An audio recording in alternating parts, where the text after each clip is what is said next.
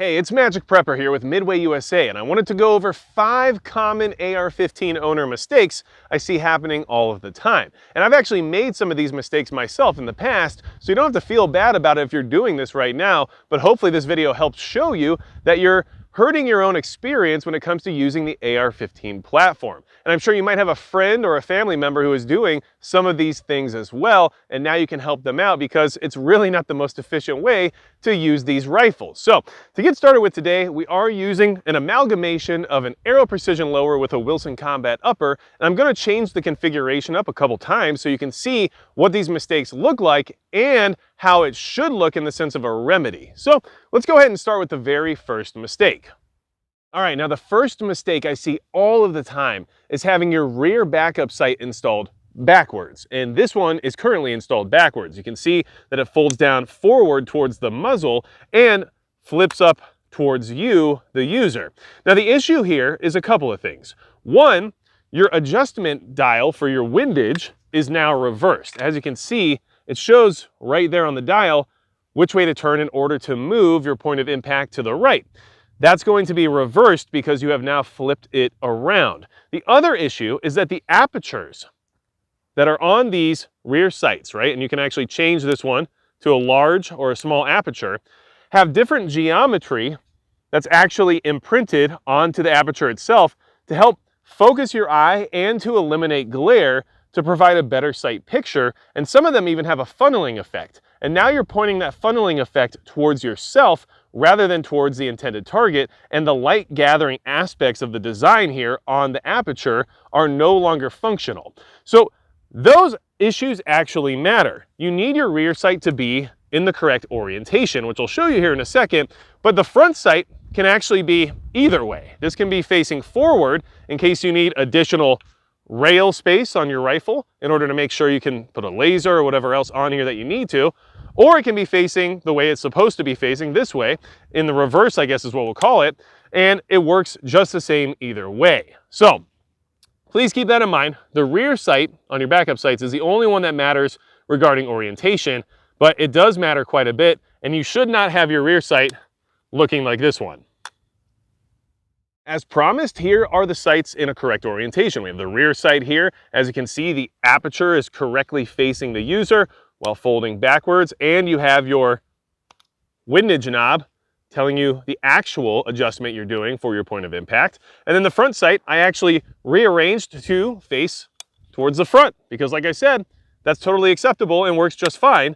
It just depends on if you're trying to save rail space or if you want it to be a little bit more sleek. So this is the correct orientation. Huge mistake a lot of people make. Not a big deal because it's easy to fix, but just make sure that that rear sight is facing the right way.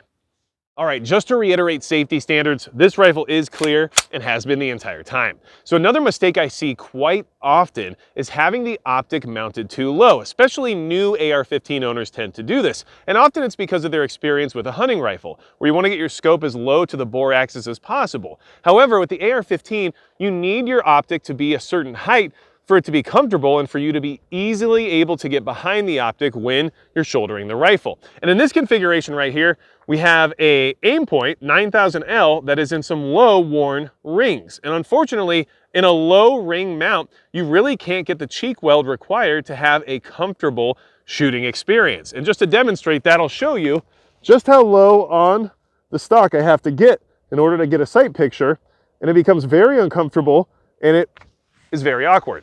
So this happens quite a bit. Like I said, it's understandable. And I've seen AR-15s on classifieds ads and all kinds of stuff where they have the optic mounted in a low setup like this one, and they're selling it most likely because, well, they just don't like how it shoots. And unfortunately, if they would have gotten some high or extra high, or obviously a scope mount designed specifically for AR-15s and their flat top configurations, they would have been much better off. So if you're going to put an optic on an AR-15, make sure it's at a reasonable height.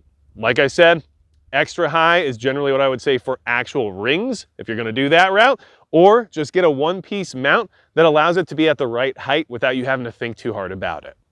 Now, since we're on the topic of optics, I thought that this next mistake might as well come next, and that's actually bridging your receiver and your handguard with your optic mount. I see this a lot. And for a lot of people, they might assume it's not much of a big deal. And depending on the type of handguard you're using, it might not be a huge deal, but it's still not suggested or advised.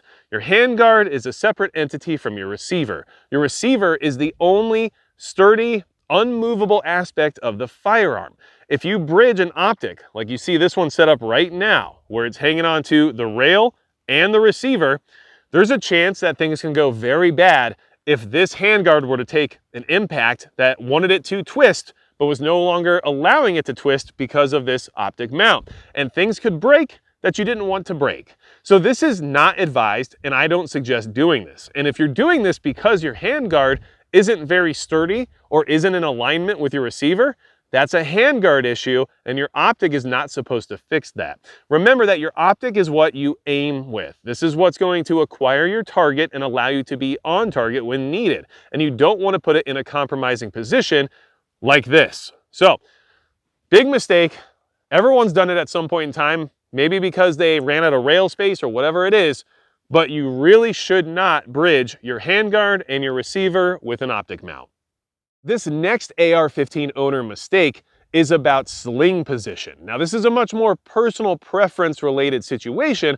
However, even with personal preference in mind, there are some ways you can set up a sling that make it less efficient and less user-friendly. So I'm gonna go ahead and move over to one of my lovely blue barrels, and I'm gonna show you a few different sling configurations to give you some ideas about what's more efficient and what will work better for you, and what I see people doing that is going to be less secure and maybe not as comfortable.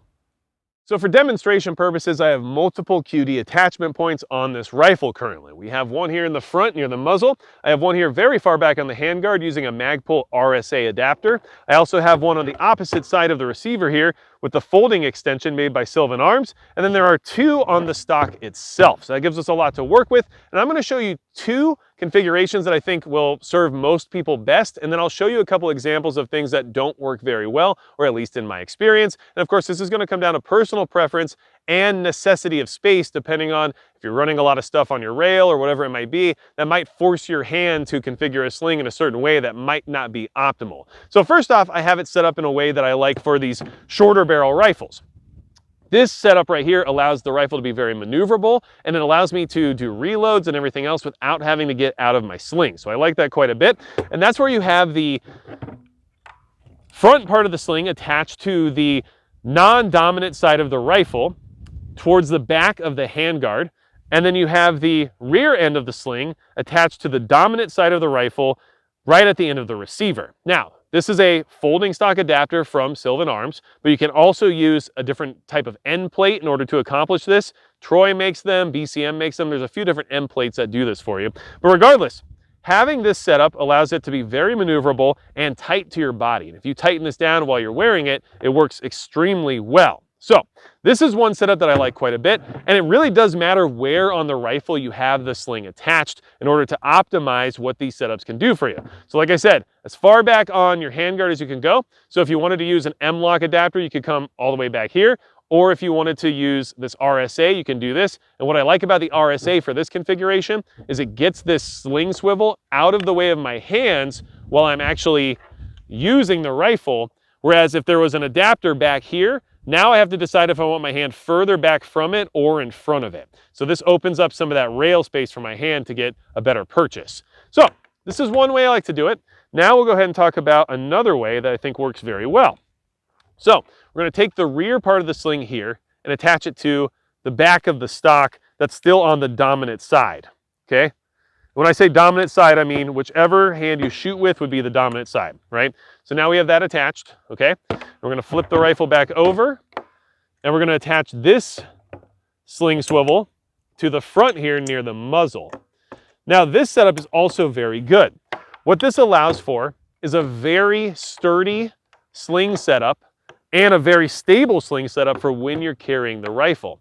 So having the rear part of the sling attached to the dominant side of the rifle or the opposite side of the front part of the sling helps pull it into your body more when you're carrying it.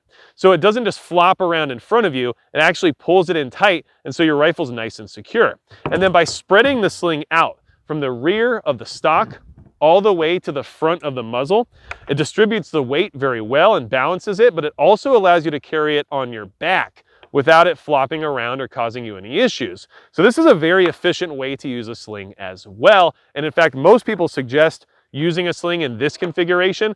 I just like the tighter configuration for these smaller guns because it does create more maneuverability. Now let's talk about a setup that is less efficient that I see a lot of people actually doing, okay? And this is gonna be very basic, but it's still something that needs to be addressed. So we have our attachment point here on the non-dominant side of the rifle, and we're going to take our rear attachment here and just attach it to the rear of the stock, but also on the non-dominant side. Now, this isn't necessarily wrong. And if this is what you like and it works for you, then that's fine, because that's what really matters at the end of the day. But this gives you less stability when you're carrying the rifle, because now that it's not on the dominant side and it's on the opposite side, or actually, yes, it's on the non-dominant side, this doesn't get pulled into your body like it would when it's on the opposite end of the stock. So now instead, this is trying to pull away from your body the entire time you're carrying it, versus it being on the opposite side and creating a natural fulcrum point where it wants to pull into your body. So this works, it's just less efficient, okay? And another example of what doesn't work very well is if you have one of the end plate adapters or a folding adapter with a QD attachment point like I do here, and you have your sling set up here, or it's one of the ones that's on the back of the end plate and would attach right here underneath your buffer tube, either way. But then you still use an attachment point all the way up here by the muzzle.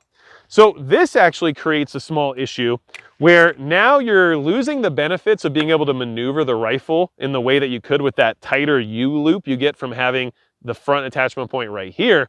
And all this does is create a situation where the rifle wants to kind of cant out this way while you're carrying it. And it wants to kind of pull away from your body in this direction.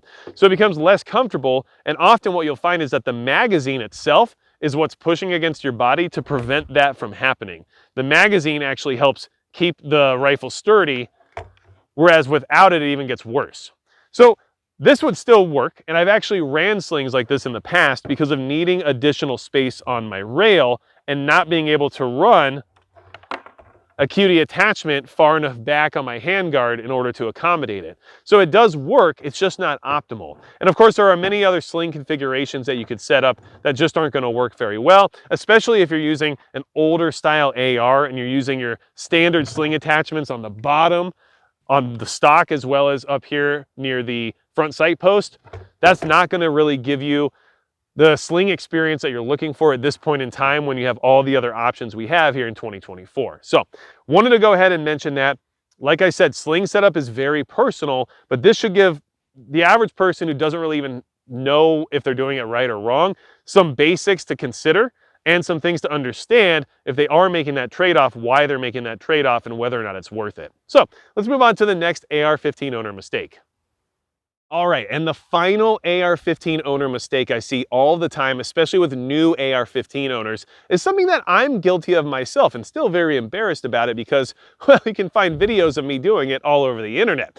But it's a technique issue, and it has to do with ergonomics and recoil management. And it's called chicken winging. And it's because of the way people shoot traditional rifles and shotguns that they chicken wing when they're using an AR-15 because they're not used to having a pistol grip.